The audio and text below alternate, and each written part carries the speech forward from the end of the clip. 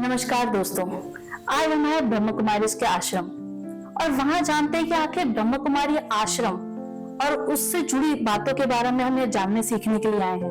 क्योंकि यहाँ पे मेडिटेशन तो होता ही है, लेकिन उस ईश्वर के प्रति आपका लगाव भी होता है, प्यार भी होता है। तो आज हम उन्हीं से जानते हैं। हमारे बीच में है ब्रह्म कुमारी की दीदी, ब्रह्म कुमारी किरण दीदी। किरण दीदी, आपका स्वागत है हमारे इस कार्यक्रम में।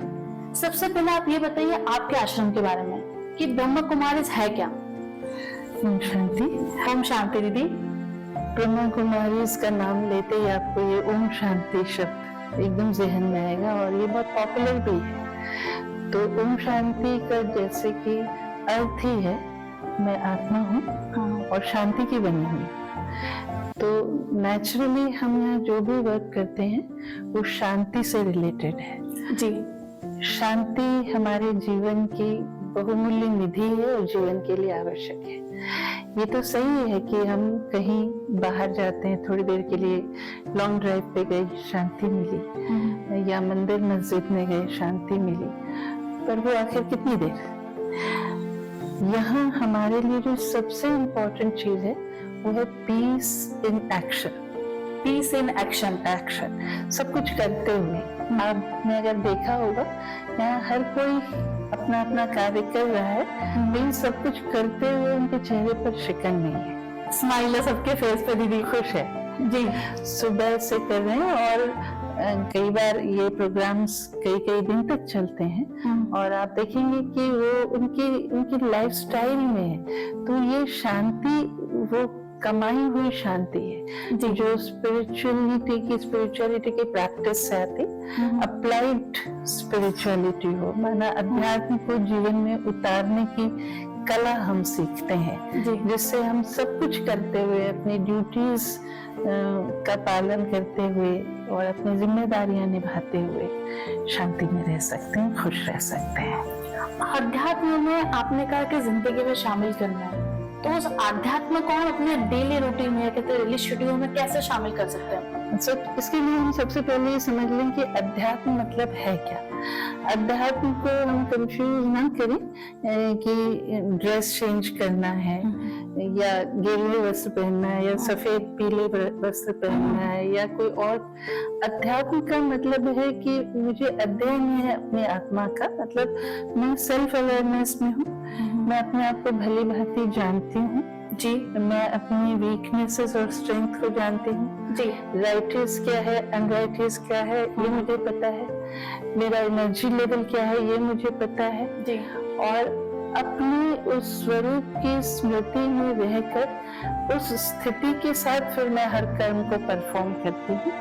तो जो मेरी इनेट क्वालिटीज हैं वो मेरे हर कर्म में दिखती हैं। जैसे ओम शांति कहा, तो शांति जो है ये मानव के जीवन के सभी गुणों का सैक्रिन है। दैट मीन्स अगर किसी भी सारे गुण थोड़े थोड़े होंगे, वो प्रैक्टिस करता रहेगा, उसको शांति मिलती रहेगी।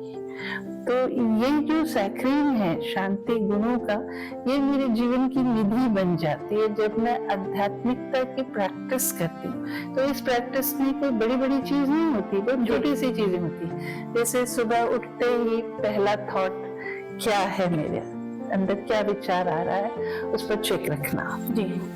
उस पहले थॉट पर इम्पोर्टेंस इसलिए है कि वो हमारे डे का फाउंडेशन होता है।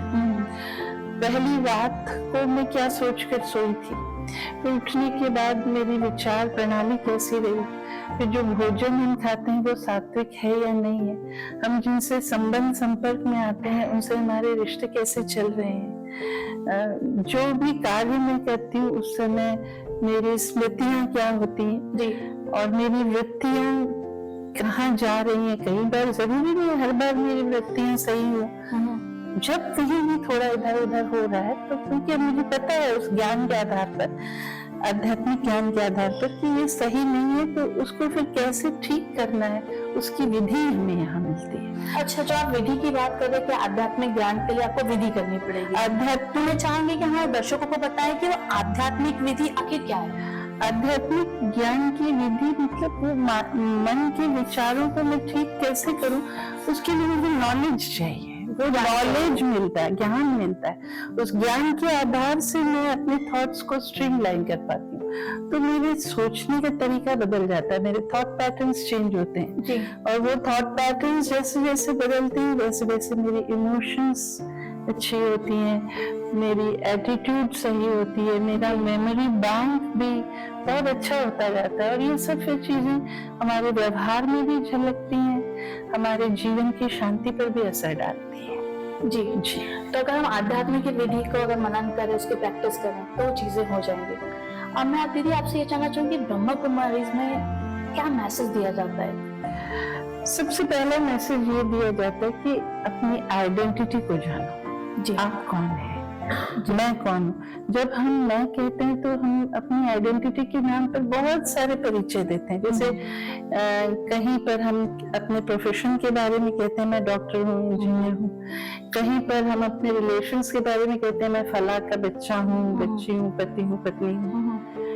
कहीं पर हम एरिया से रिलेट करके अपना परिचय देते हैं कि हम फला जगह के रहने वाले। तो ये अलग अलग कॉन्शियसनेस है हमारी और ये डिफरेंट रोल्स हैं। उन रोल्स के आधार पर हम परिचय देते हैं, जबकि ये मेरे रोल है, मैं कुछ और हूँ। तो मेरी वो आइडेंटिटी क्या है उसको सही समझना, स्मृति में रखना और उस आधार पर व्यवहार में आना। मतलब खुद का अस्तित्व, खुद की पहचान हमें एक कहते हैं नाम, जगह और इससे बढ़कर हमें देखना पड़ेगा। जो आध्यात्मिक आपको एक स्पिरिचुअल पावर है जो कभी बदलेगी नहीं, जो बदलेगी नहीं। जगह बदल सकती है ना, मेरे रिश्ते भी कई बार बदल सकते हैं, बिल्कुल, लेकिन मैं जो हूँ वो सदा थी, है, हूँ और रहूंगी।